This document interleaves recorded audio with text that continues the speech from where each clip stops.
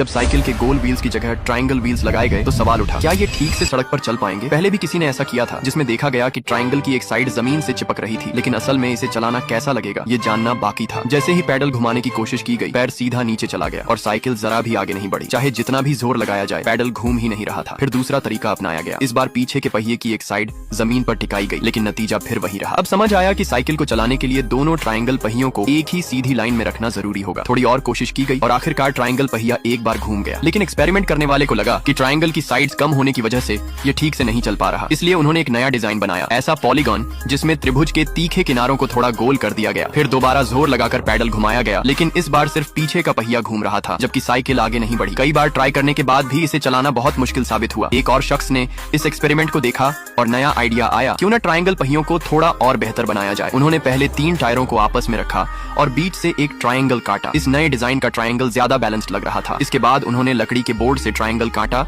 और तीनों किनारों पर टायर जोड़ दिए। यही प्रक्रिया दोबारा अपनाकर दूसरा पहिया भी तैयार किया गया। अब बारी थी एक खास स्लाइडिंग ट्रैक बनाने की, जिसे पहियों के ऊपर लगाया गया। सबसे दिलचस्प बात यह थी कि पीछे का पहिया साइकिल के फ्रेम से जुड़ा नहीं था, इसलिए जब साइकिल चलती तो पूरा फ्रेम भी हल्का हल्का हिलता। ऊपर के स्लाइडिंग ट्रैक ने इस सवारी को और भी ज्यादा बैलेंस्ड बना दिया।